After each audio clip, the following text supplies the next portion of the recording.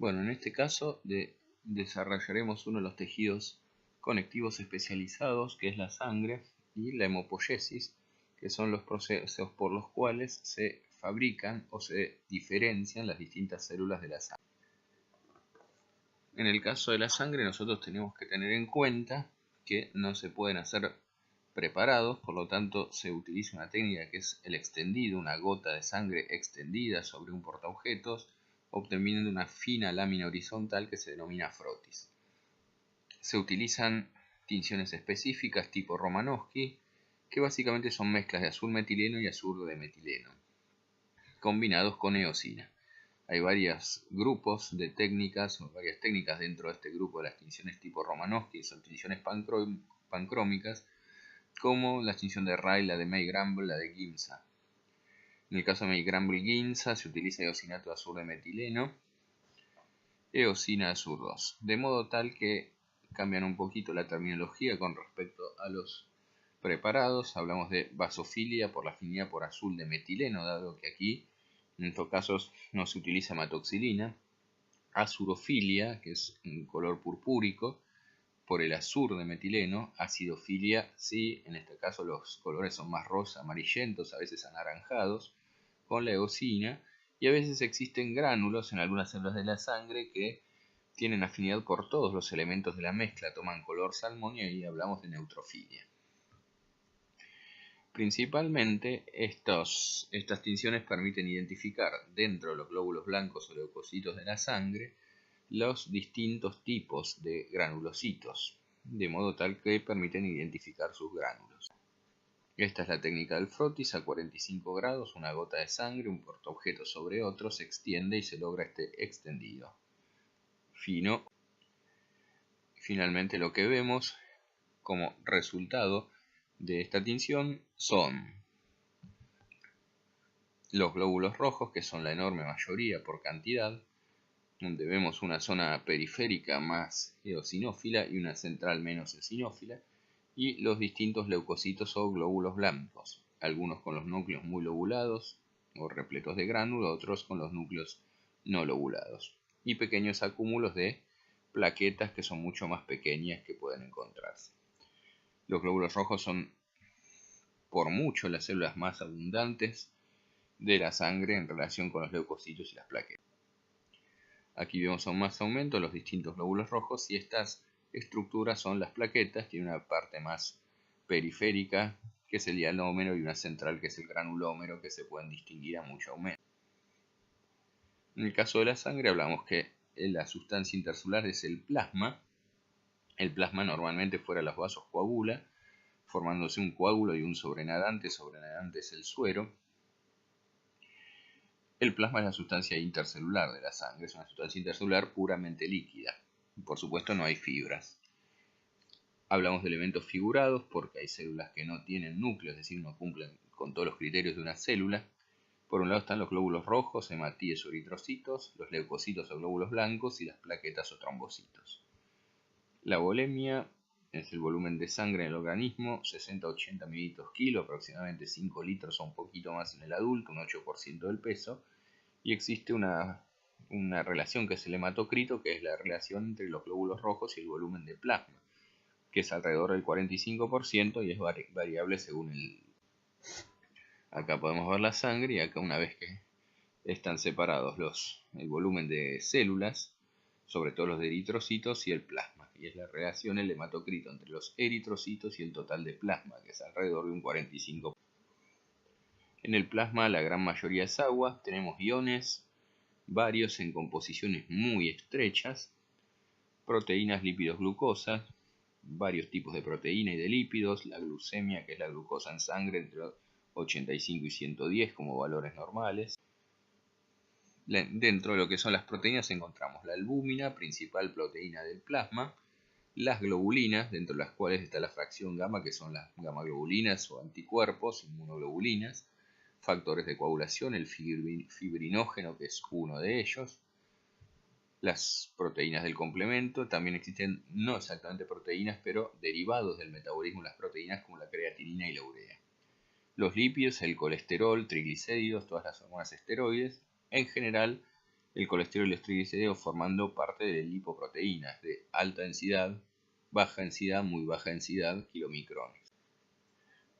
El hemograma es un estudio de laboratorio donde se expresa cuánto hay de cada uno de los elementos figurados de la sangre por mililitro. Normalmente debemos contener en ella o observar la fórmula leucocitaria relativa, es decir, el porcentaje que hay de cada uno de los diferentes glóbulos blancos cada 100 células blancas, los índices simatemétricos, que son, por ejemplo, el volumen promedio de un glóbulo rojo, y todas estas informaciones deberían constar en un hemograma, y las características de las células al hacer el frotis. Fórmula leucocitaria absoluta, tomamos un recuento total de leucocitos por unidad de volumen, el número total en mililitro o centímetro cúbico. La fórmula leucocitaria relativa es en porcentaje cada 100 células blancas, la que se suele utilizar mucho es la fórmula leucocitaria relativa y en algunos casos la absoluta. Los glóbulos rojos son variables según sean varones o mujeres, 5.200.000 varones, 4.700.000 mujeres, siempre hay un rango, por eso acá existe más o menos 500.000, no es un valor fijo sino un rango. Valores normales de leucocitos en el adulto entre 4.000 y 10.000, de plaquetas entre 150.000 y 400.000. Los leucocitos hay dos grupos, los granulocitos o polimorfonucleares, granulocitos porque tienen gránulos específicos que se pueden ver bien a microscopía óptica, polimorfonucleares porque los núcleos son lobulados. Dentro de ellos encontramos los neutrófilos, los eosinófilos y los basófilos. Entonces, los neutrófilos son el 65-70%, los eosinófilos entre 1 y un 4%, los basófilos menos del 1%. El otro grupo de glóbulos blancos son los agranulocitos, que los gránulos que tienen son azurófilos, son lisosomas, pero no tienen gránulos específicos, no suelen ser visibles a microscopía óptica, también llamados monomorfonucleares o directamente mononucleados porque el núcleo no se encuentra lobulado. Entre ellos están los linfocitos, 20 o 30% de los glóbulos blancos, monocitos entre un 5 y un 8%.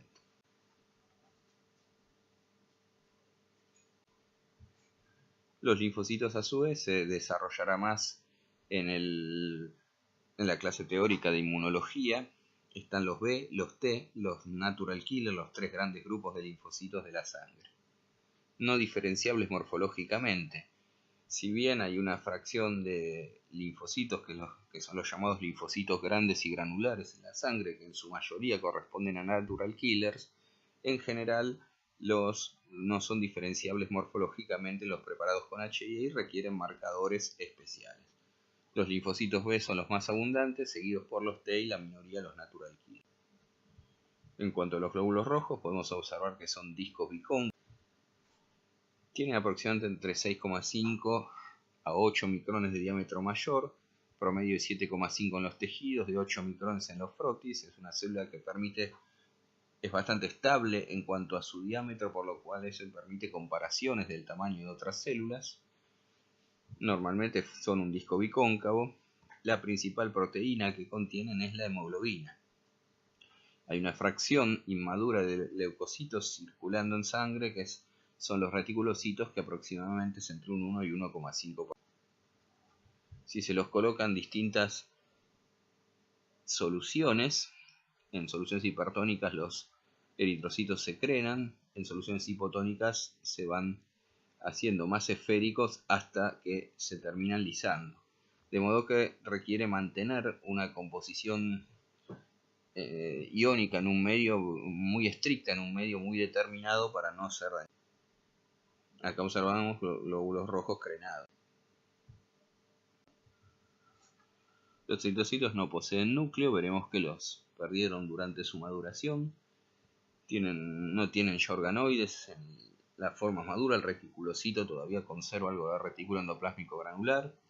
El 33% de su masa es la hemoglobina y tienen un esqueleto de membrana que les ayuda a mantener la forma. Normalmente hay una banda de espectrina por debajo de la membrana plasmática, filamentos de actina. Otras proteínas como las bandas 4,1, anducina, ancrina, que intervienen en la formación de este esqueleto de membrana. La vida media en sangre es aproximadamente de 120 días. La hemocatéresis, que es la remoción de glóbulos rojos ya viejos o envejecidos o alterados, se produce en órganos como vaso principalmente, médula ósea, en menor medida en el hígado.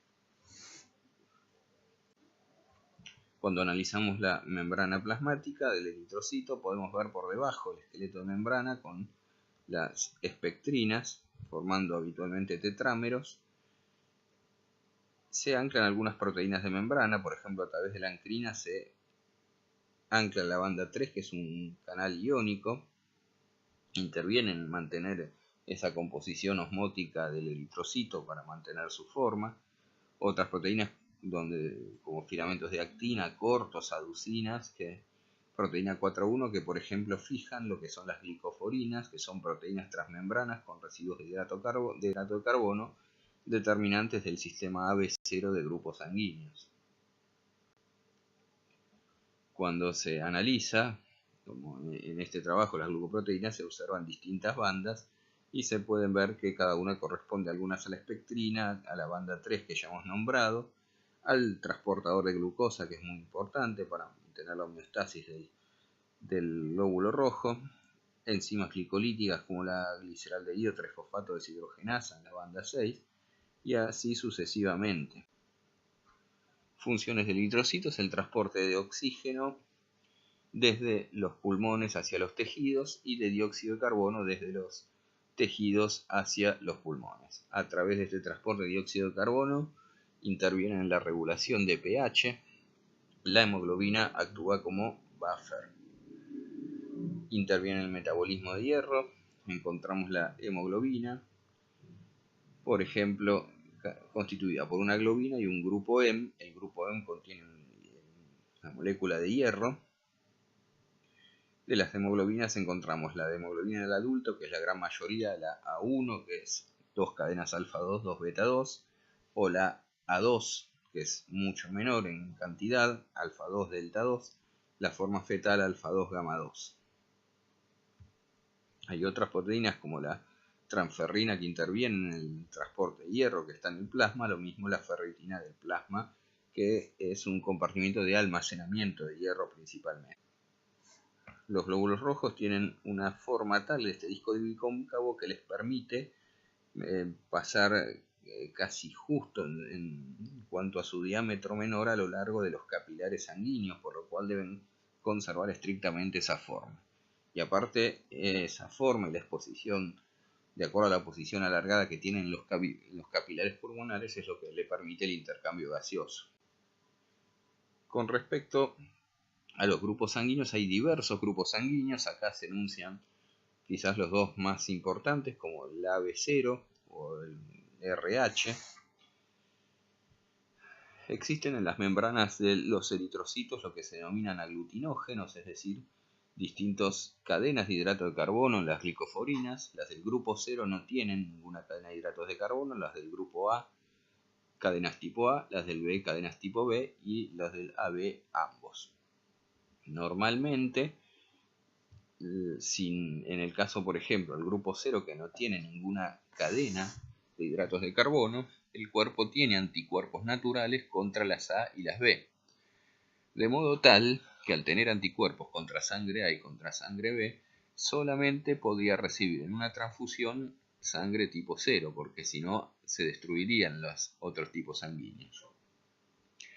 El tipo A, por ejemplo, como tiene la glicoforina cadenas de hidrato de carbono tipo A, tiene anticuerpos contra el B, por lo cual puede recibir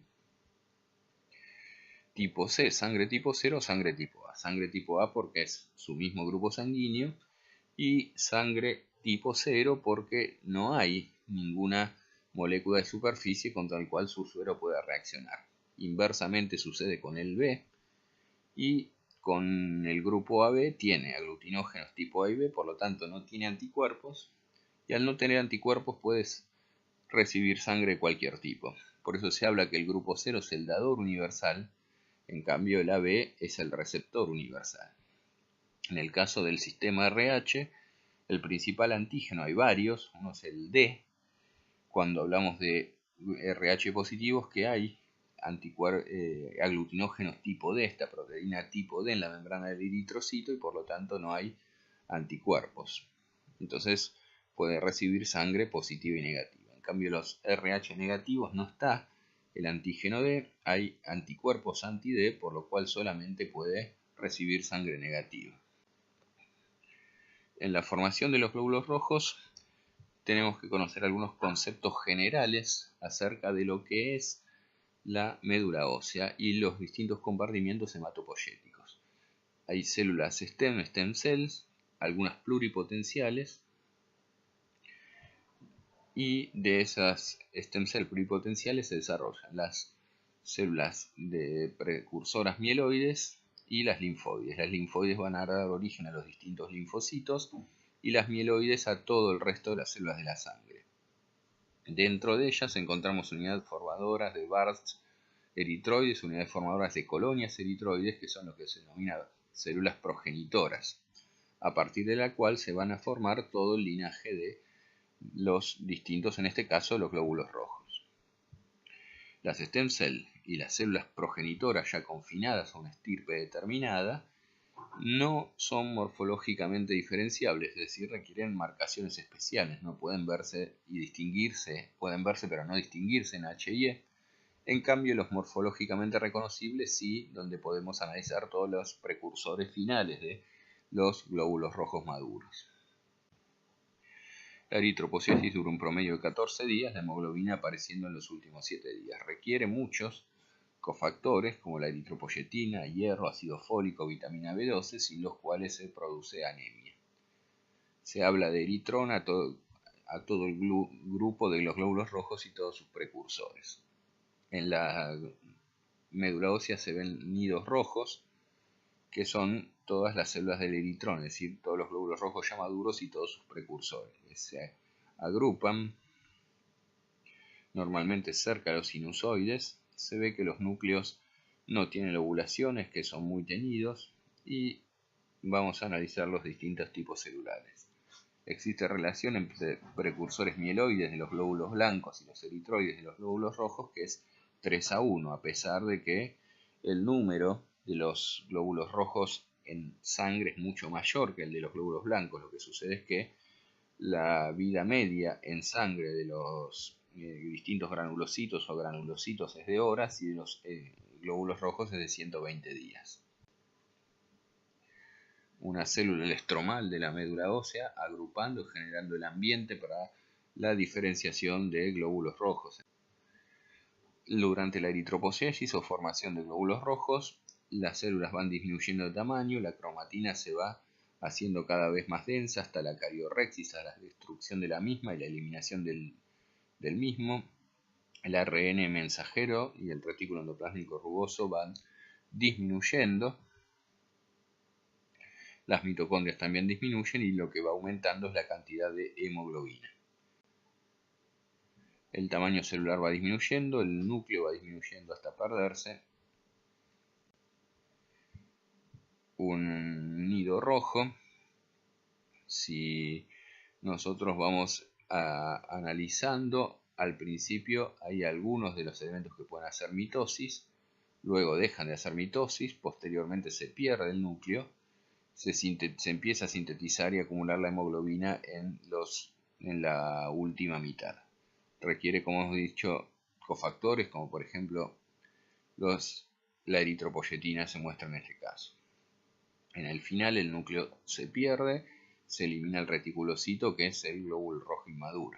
Y ahora vamos a proceder a analizar los distintos. El estadio más precoz es el proeritroblasto, y después vienen los eritroblastos, el basófilo, el policromatófilo y el acidófilo u ortocromático, también llamado normoblasto. Posteriormente viene el reticulocito y finalmente el eritrocito. El proeritroblasto es una célula grande de cromatina laxa, basófilo nucleolos evidente, sin alguna característica muy particular para diferenciarlo, que se divide y se diferencia hacia el eritroblasto basófilo. El eritroblasto basófilo ya es más pequeño, su citoplasma es completamente basófilo. También esta célula puede dividirse y diferenciarse El eritroblasto policromatófilo lo que tiene como característica es que se ven zonas basófilas y zonas eosinófilas, es decir, cambia su tinción porque empieza a aparecer la hemoglobina en este estadio. Todavía puede dividirse y diferenciarse, es el último que lo puede hacer porque ya el eritroblasto ortocromático normoblasto no se divide. Esta célula es más pequeña, es muy eosinófila. Aquí se pierde el núcleo en el estadio de normoblasto. Posteriormente, la forma inmadura que se libera a la sangre es el reticulocito. Se llama así porque todavía hay abundante hemoglobina, pero algunos ribosomas persisten y le dan una especie de red acidófila, y eso se pueden teñir con algunas tinciones como el azul brillante de Crecila. Es de remarcar que al principio los eritroblastos son basófilos, luego policromatófilos, luego acidófilos. El eritroblasto policromatófilo es el último en dividirse y es donde aparece también la hemoglobina, y luego el estadio normoblasto es donde se produce la expulsión nuclear. El proeritroblasto y los eritroblastos, el basófilo, el policromatófilo, fíjense cómo va cambiando la característica del citoplasma, y el normoblasto, que ya es acidófilo su citoplasma y con el núcleo muy teñido, y cómo va disminuyendo de tamaño las distintas. Y acá vemos un eritroblasto basófilo, y acá ya el normoblasto, el núcleo ya está marginado a punto de expulsarse. Nuevamente, proeritroblasto, eritroblasto basófilo, policromatófilo, normoblasto. El normoblasto, ya acidófilo, más parecido a su citoplasma de los glóbulos rojos. El reticulocito con esta red teñida con azul brillante de Crecila. En el estadio normoblasto se expulsa el núcleo. Los reticulocitos, donde se ve algo de contenido del retículo endoplasmático. Finalmente pasamos ahora a los glóbulos blancos. En los glóbulos blancos hemos dicho que están dos grupos: los granulocitos o polimorfonucleares, el neutrófilo, el eosinófilo y el basófilo. Los agranulocitos, como son los monocitos, los linfocitos.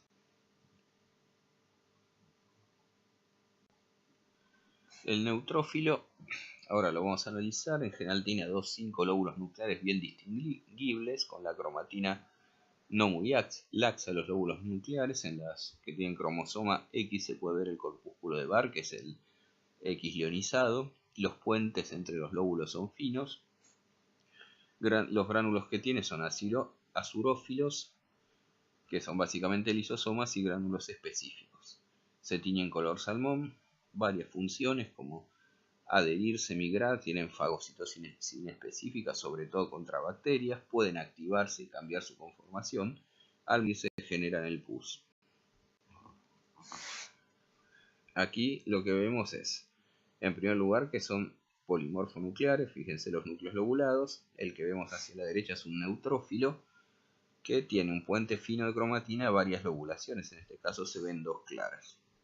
El de la izquierda es un eosinófilo, núcleo generalmente con dos lobulaciones y un puente grueso de cromatina en forma de anteojo.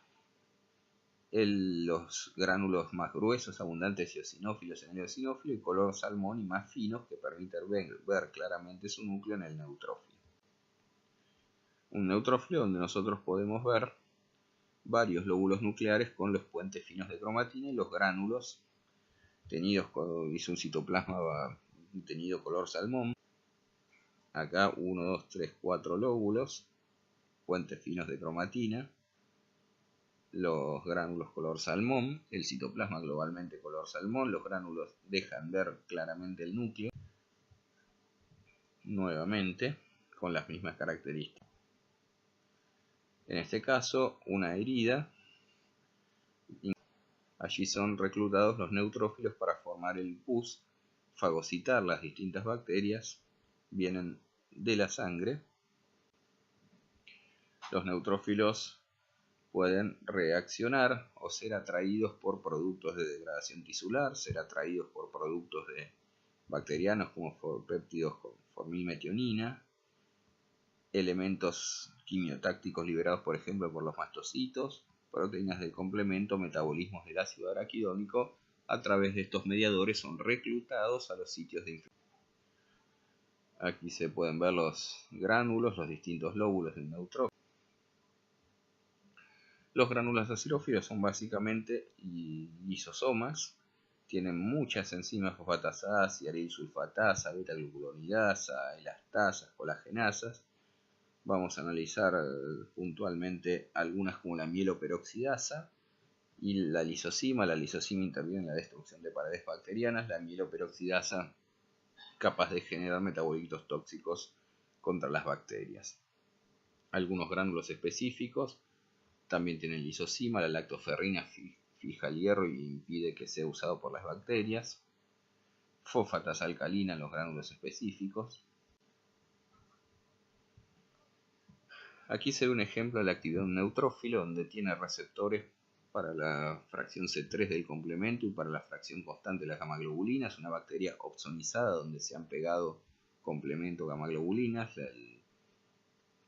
El neutrófilo, como otros fagocitos, como también lo hace el macrófago, reconoce estos complejos, los endocita y se activa, por ejemplo, generando en este caso uno de los mecanismos que tiene generar radicales libres de oxígeno, anión superóxido, peróxido de hidrógeno, unido también a los hidroxilos unidos a cloruros, y todos estos metabolitos son tóxicos dentro del endosoma para atacar en este caso una bacteria y destruirla.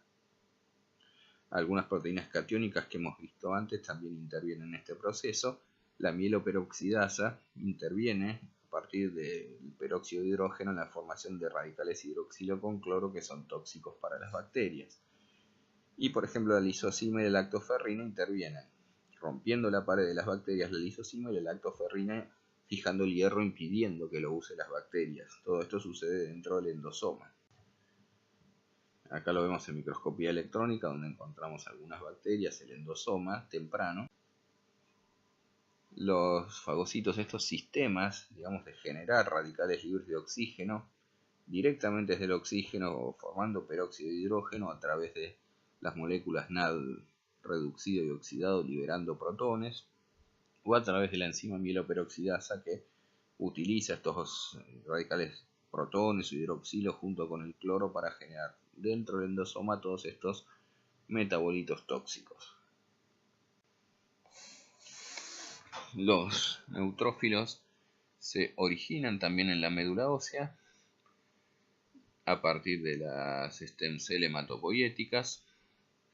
Existen unos tiempos mitóticos, otros posmitóticos, luego pasan a la sangre. Y hay distintas poblaciones, algunas que son destinadas a los tejidos conectivos, atraídas por distintos factores quimiotácticos, y otras que se alojan en algunos órganos, como por ejemplo pulmón, vaso.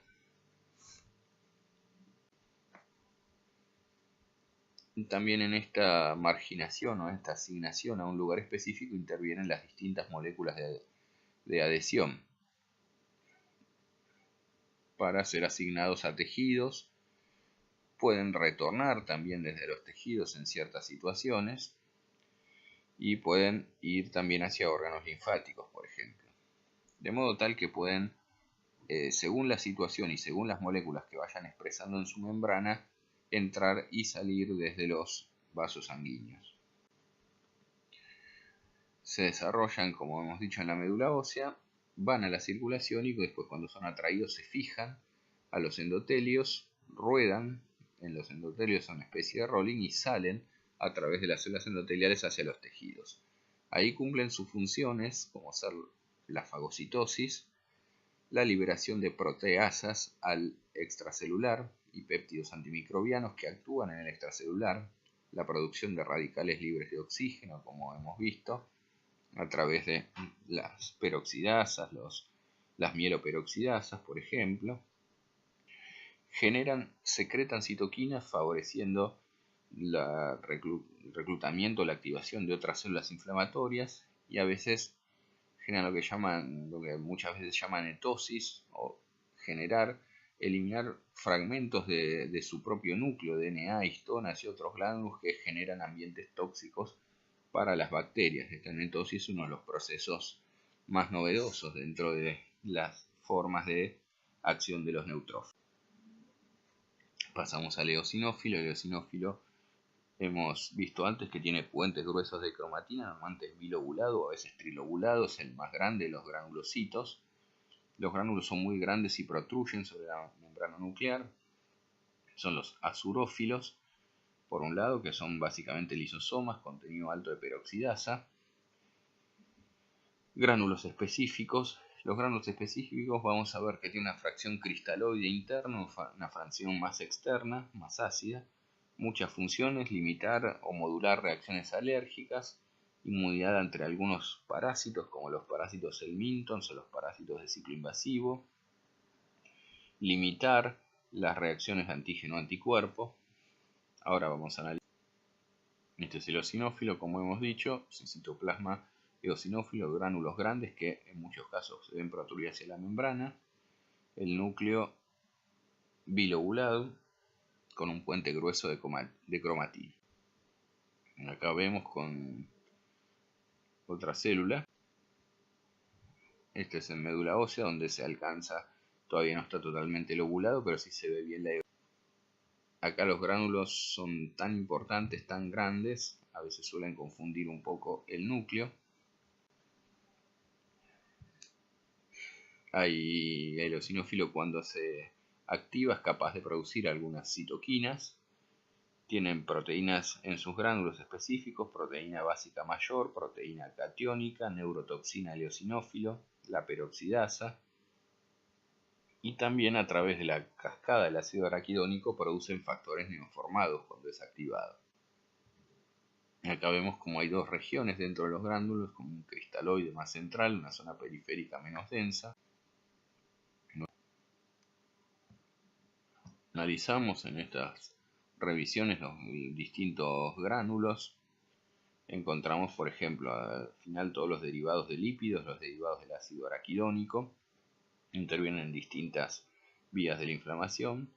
De los gránulos específicos que hemos visto están la zona del cristaloide y la zona de la matriz. Acá la proteína básica mayor, por ejemplo, que rompe lípidos de membrana, aumenta permeabilidad de la membrana, pudiendo atacar a determinados patógenos. A su vez tiene otras funciones, como poder activar otras células también a través de la proteína básica mayor, como por ejemplo mastocitos, neutrófilos, basófilos.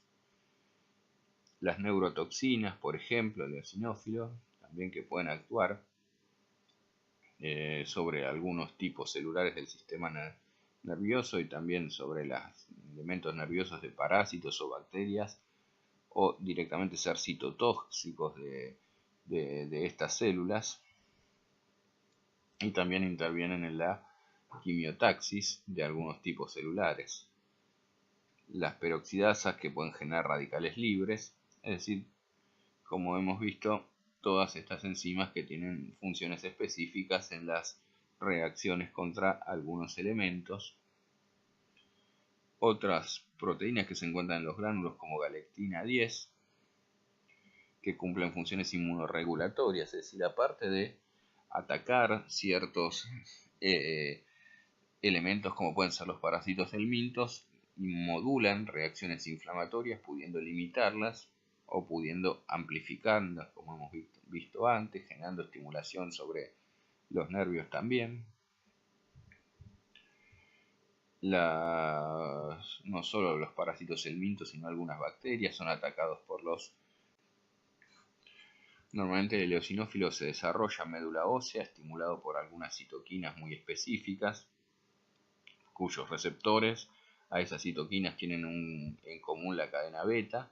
Se requiere algunas interleuquinas como las 5 para su desarrollo final, y posteriormente se van alojando en distintos órganos cumpliendo diferentes funciones.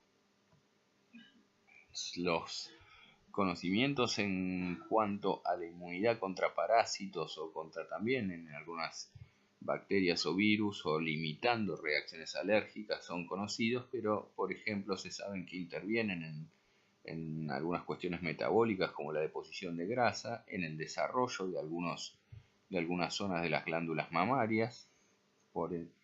También intervienen en funciones reproductivas. De modo, por eso hemos visto también en la diapositiva anterior, que se alojan en el útero, interviniendo en distintas situaciones. Es decir, hay una serie, aparte de las funciones inmunitarias, antiparasitarias, limita reacciones alérgicas, se están conociendo algunas otras funciones propias del óxido de eosinófilo. El basófilo es el granulocito más pequeño, tiene 1 o 2 lóbulos no totalmente fraccionados, que toman forma de J, de Z o de U.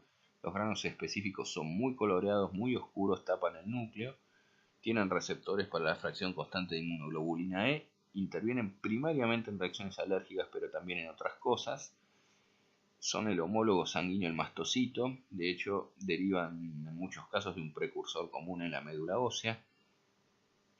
No tienen actividad fagocítica en general los basófilos, por lo cual prácticamente no se ven gránulos azurófilos sino específicos, exclusivos.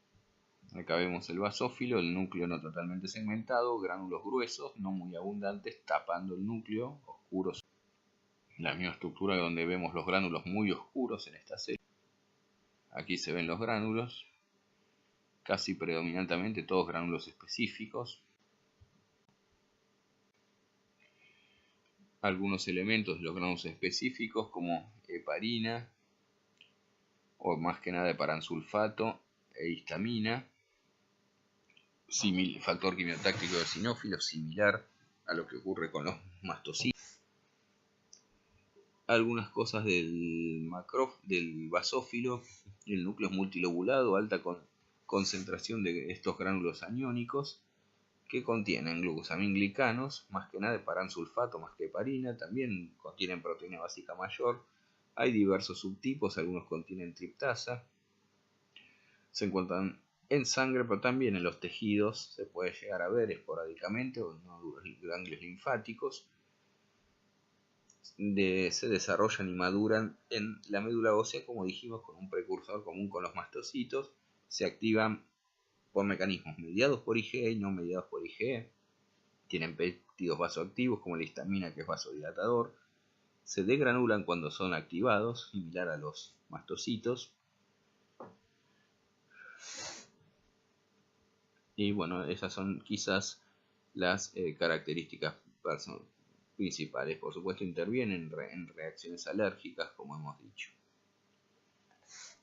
Y tienen muchos mediadores en sus gránulos. Producen citoquinas, factores de crecimiento, otras quimoquinas, por ejemplo. Y los basófilos, a través de los distintos precursores mieloides, tienen un precursor común con los mastocitos. En este caso, pueden terminar de desarrollarse en el vaso o directamente terminar de desarrollarse en la médula ósea. Acá es una activación dependiente de inmunoglobulina E, que produce la degranulación, la producción de citoquinas, de metabolitos también del ácido araquidónico, como el leucotrieno C4. Esas citoquinas también pueden ayudar a activar o modular o dirigir la respuesta inmune, por ejemplo en este caso de los linfocitos T y los linfocitos B, para producir en este caso inmunoglobulina E ante una. Se ha visto también que tienen reacción en algunas reacciones transfusiones.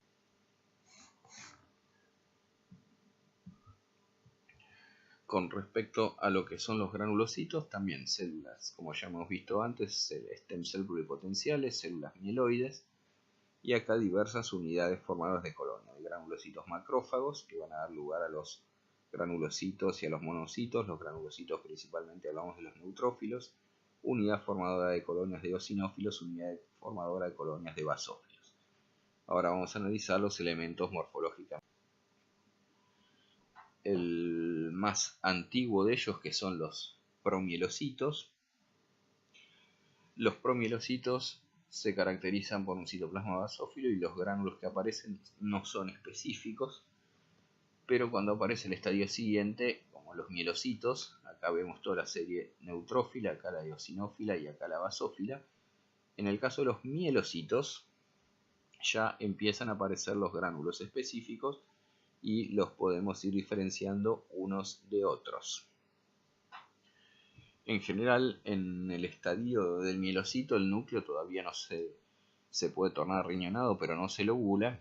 Y después en los estadios siguientes, como el estadio de metamielocito que ocurre en el neutrófilo y en el eosinófilo, el núcleo tiene forma de herradura y en la zona periférica. Más marcado es en el caso de la célula en banda, que eso ocurre en los neutrófilos formando una especie de casco el núcleo.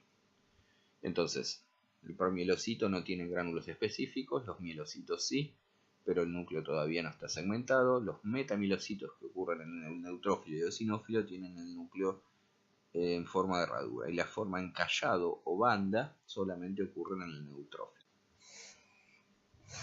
Si se quiere, hay un estadio anterior que es el mieloblasto. El promielocito todavía se puede dividir y diferenciar, lo mismo sucede con el mielocito. Ya el metamielocito no puede dividirse, solamente se termina diferenciando. El mieloblasto no tiene gránulos, el promielocito tiene gránulos inespecíficos azurófilos. Los mielocitos es donde aparecen los gránulos específicos. Los metamielocitos donde el núcleo ya se entiende a escotarse y lobularse. El núcleo curvado encallado es propiedad solamente de la serie neutrófila. Y aquí podemos ver en lo que llaman nidos blancos, donde lo que característicamente podemos ir viendo son los núcleos que se van lobulando, acá en los estadios más tardíos. A veces en casos este es una célula encallado, por lo cual este es un linaje neutrofílico.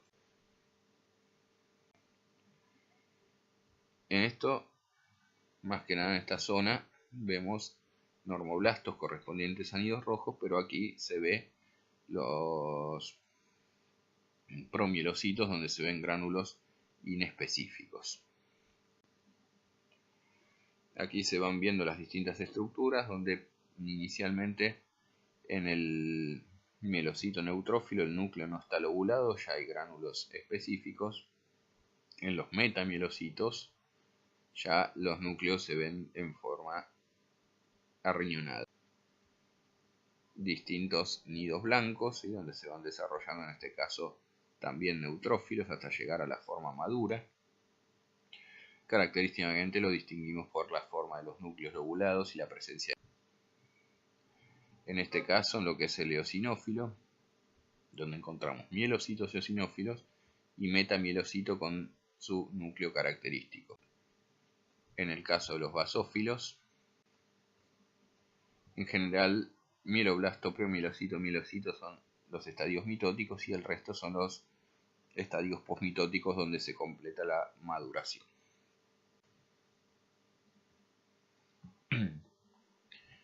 En el caso de los linfocitos, los analizaremos más específicamente en el teórico tejido inmunitario, pero aquí vamos a analizar la estructura de ellos. Su relación núcleo-citoplasmática es casi 1 a 1, es decir, es casi todo núcleo en muy poco citoplasma. Ese poco de citoplasma es basófilo por ribosomas libres. En general tiene una escotadura nuclear pequeña. Hay diferentes tamaños, pequeños, medianos y grandes. En algunos de los grandes se pueden ver algunos gránulos. Los distintos linfocitos T o B no pueden diferenciarse morfológicamente, requieren buscar más marcas. Este es el linfocito, célula pequeña, en este caso casi igual a los glóbulos rojos. Relación núcleo-citoplasma 1 a 1, algo citoplasma periférico basófilo, núcleo cromatina condensada esférico y con alguna escotadura. Otro caso linfocito, se ve bien la relación núcleo-citoplasma 1 a 1. Los núcleos en estos que son mononucleares o monomorfonucleares, como son estos dos linfocitos, no está lobulado. Acá lo podemos ver a microscopía electrónica. Los distintos tipos, los T-helper, T citotóxicos, linfocitos B. Los helper y los citotóxicos intervienen en la inmunidad tipo celular, en la citotoxicidad. Los linfocitos grandes y granulares, que son principalmente natural killers.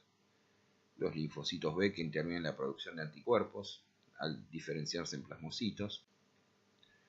Y existe una derivada de la célula pluripotente de stem cell, la unidad formadora de colonias linfoides, que va a generar los precursores linfocitos T y los linfocitos B por separado. Las maduraciones iniciales de las CFU de linfocitos T y B y NK ocurre en la médula ósea. La maduración de los linfocitos B se completa en la médula ósea En cambio, de las células T se completan el timo. Y después se analizarán los teóricos de linfático cómo se van terminando de desarrollar y cómo se van activando. El monocito, perteneciente al sistema fagocítico mononuclear, es el precursor del macrófago. Es una célula muy grande, el núcleo es excéntrico, arriñonado, de escotadura bastante profunda. La cromatina, zonas más granulares y zonas más claras, en forma de tablero de damas.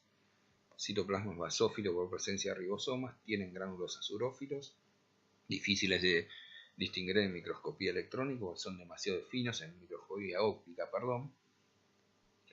Se diferencian a macrófagos con todas sus características. Se ve que es una célula muy grande, algo de citoplasma basófilo, el núcleo arriñonado con una escotadura profunda, zonas más claras y más oscuras de cromatina, llamada endamero. Acá nuevamente lo vemos, núcleo arriñonado, en este caso a microscopía electrónica.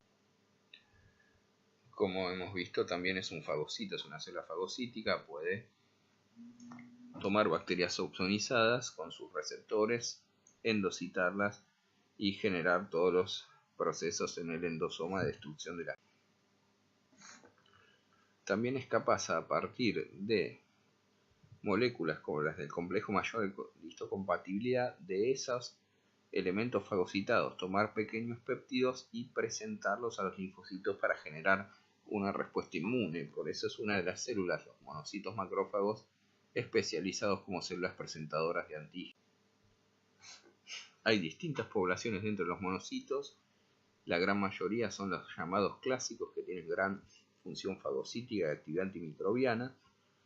Los formas intermedias, que tienen funciones proinflamatorias, más especializados en producir citoquinas para reclutar otras células inflamatorias. Las formas no clásicas, que son la minoría, tienen una función reguladora o antiinflamatoria. A través de la stem cell pluripotencial tenemos la stem cell mieloide. A partir de ahí se forman la unidad formadora de colonias de granulocitos y macrófagos, la unidad formadora de colonias de monocitos. Si se quiere, existe un promonocito, un monocito y un macrófago. El promonocito es mucho más grande, es el que deja dividirse y es donde aparecen los gránulos azurófilos. A veces generan un precursor común con las células dendríticas, que también son presentadoras de antígenos.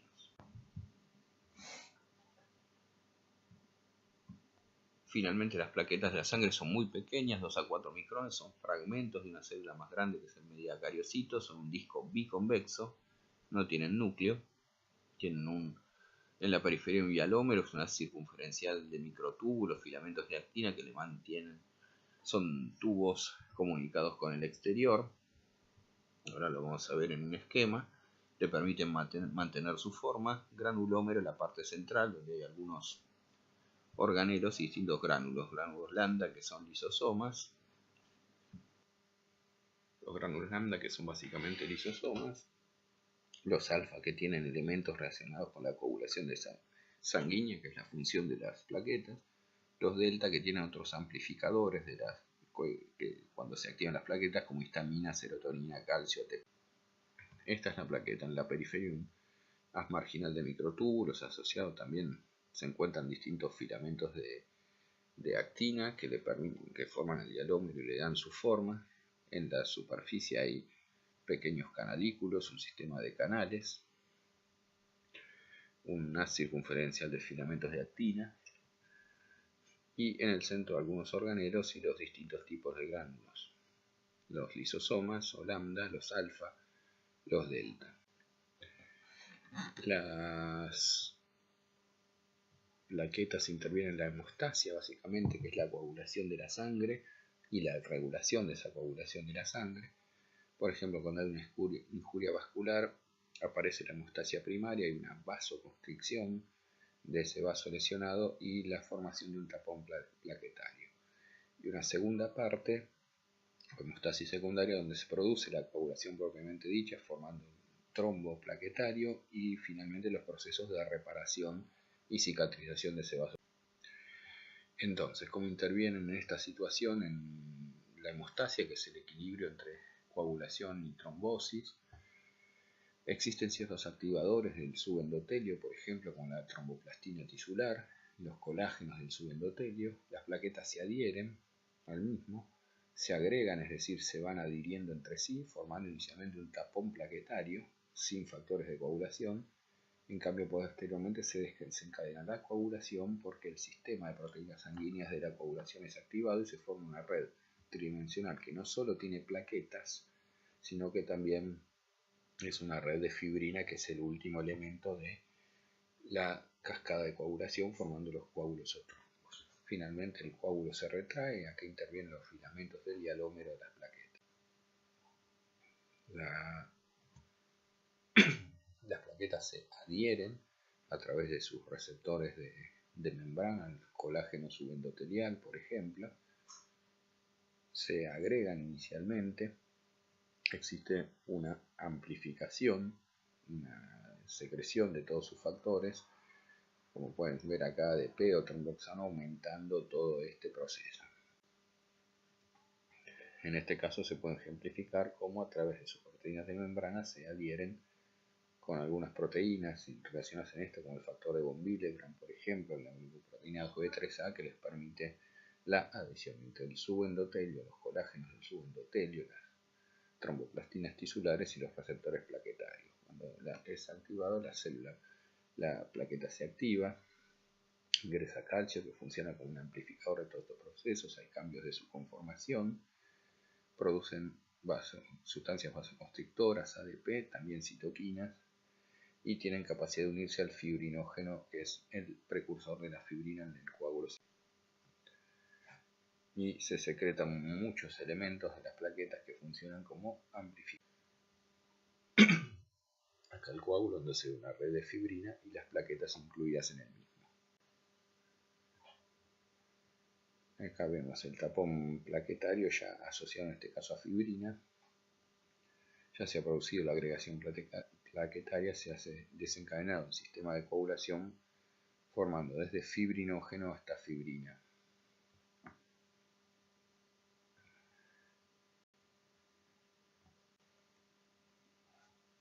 Las plaquetas intervienen en otros procesos inflamatorios, inmunidad y parte de la cicatrización final también, aparte de los procesos de hemostasia recientemente descritos.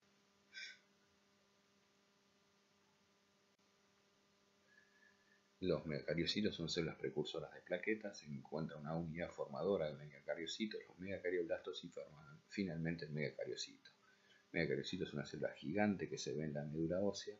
Citoplasma basófilo por ribosomas libres, son células poliploides. El núcleo sufre endomitosis, es decir, se divide el ADN pero sin división nuclear. Con un 71% de los megacaricitos tienen 16N de número cromosómico. Tamaños son muy grandes, puede ser multilobulado ese núcleo. No hay entre los lóbulos puentes que se pueden ver. Existen en la periferia del citoplasma canales de demarcación. Algunos pueden circular y liberar plaquetas en otros lados, no son la médula ósea, como el pulmón, hígado. En todo esto que es la médula ósea, este es el megacariocito, una célula muy grande, citoplasma basófilo homogéneo. El núcleo lobulado no es multinucleado. Acá el megacarioblasto es el precursor del megacariocito. Siempre, bueno, esto es más un estadio más anterior todavía dentro de lo que es el megacarioblasto, donde se empieza a lobular el núcleo, donde se están produciendo las endomitosis, citoplasma basófico, células muy grandes.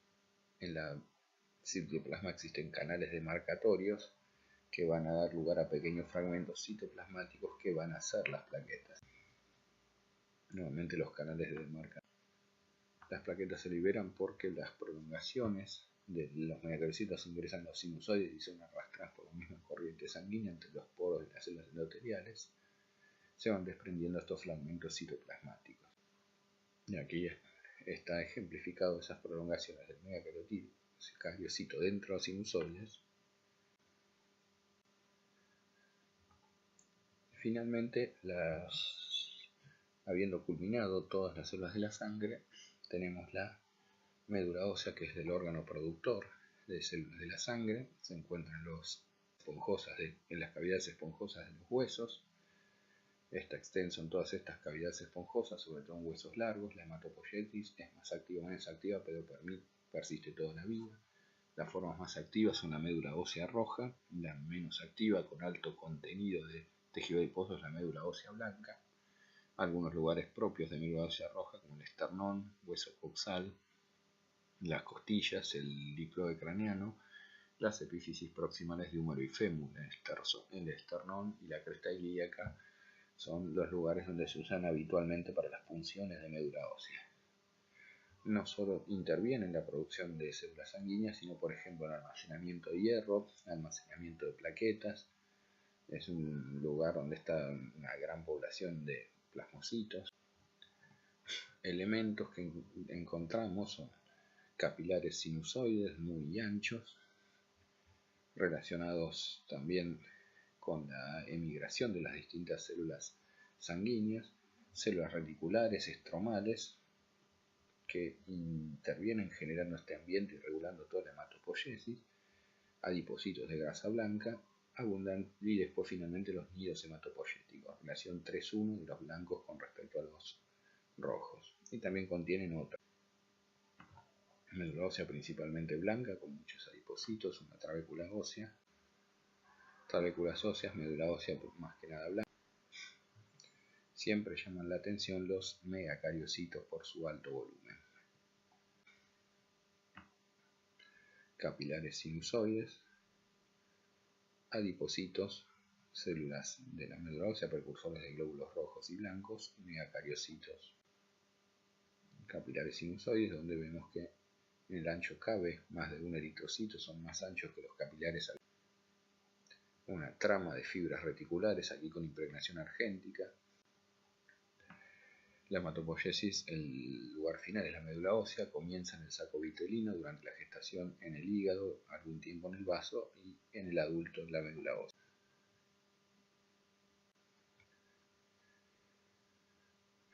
Aquí los distintos sinusoides, las zonas de hematopoiesis, hay células reticulares, estromales de la médula ósea que regulan todo este proceso y albergan los distintos compartimientos, adipocitos, la célula que siempre llama la atención inicialmente es los megacariocitos.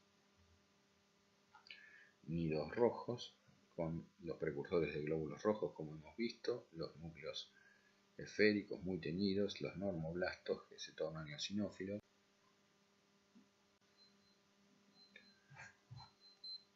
Las distintas poblaciones, aparte de todos los precursores como mielocitos, metamielocitos, formas encallado de neutrófilos, todos los precursores de glóbulos rojos, hay un alto porcentaje de linfocitos, hay una importante población de plasmocitos y de células de la sangre ya maduras en médula ósea.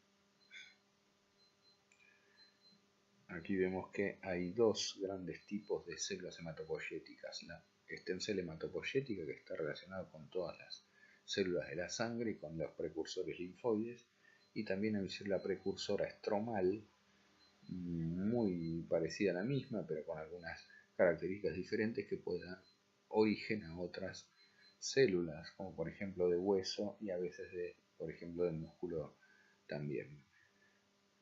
Y también a los adipocitos de la médula ósea, estas células llamadas stem cell estromales, que es una población diferente de las hematopoieticas que hemos venido viendo hasta ahora. Las células de stem estromales tienen sus marcadores específicos, coexisten en algunas regiones con las que las stem cell hematopoyéticas. El estro-1 es un marcador de las estromales, el CD34 propia de las células madre hematopoyéticas.